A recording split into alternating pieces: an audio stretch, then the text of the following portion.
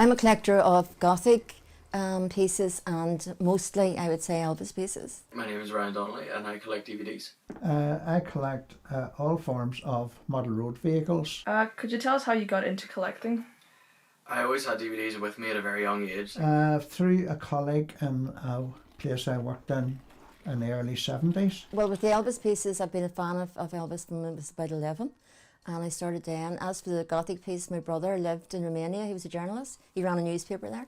And he started me off with those. So I've been to Transylvania about maybe 2 or 3 times. I was always on the go, like on holidays and stuff, and I always had a DVD player with me and like an old folder with DVDs. I think then, as a kid, there were no real streaming services. It felt nice to me knowing that there were always DVDs around me, or any film that I wanted, it was always like by my side. What would you say is the hardest part about what you collect? Actually getting the models, sometimes some of them are not readily available. When the VHS was converted to DVD, they had like an older age certificate which looked different, and I think they stopped doing it around 2001 and 2. But I like, especially if it's an older film, if it's like between the 60s or even like from 2001, they'd have like that older, like the original Lord of the Rings, The Fellowship is the original PG certificate, the old fuzzier one. I don't know, I like the older ones like that.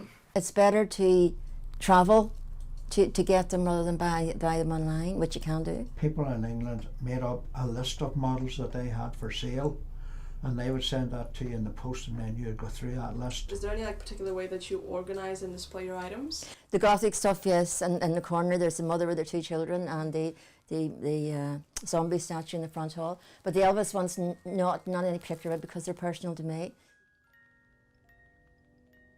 I think one of my most favourites is In Bruges by Martin McDonagh, because it was a film that made me want to be a writer when I first watched it 5 years ago, and Colin Farrell obviously being the lead, I managed to get him to sign my DVD for it a few years ago, so that was a personal triumph for myself.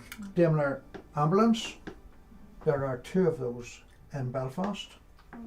I was taken to hospital in one when I was 4.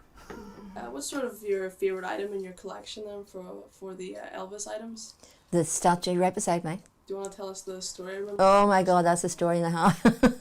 I had to go to the dentist one time in Belfast, and I happened to see it in the shop in Calendar Street it was, and it was £100, and I didn't really have that sort of money. Even like with the high street voucher, it just all went on DVDs.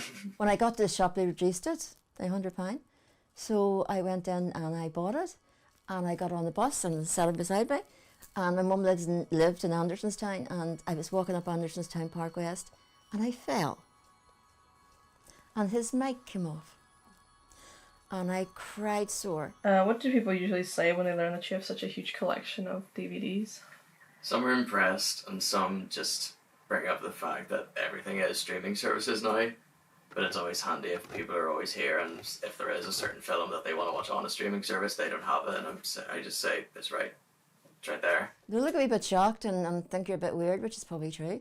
But all in all, I think it's different. You know, it's not like any ordinary house. It's different. Do you see yourself ever giving up like this huge collection of DVDs? Like in the future, or...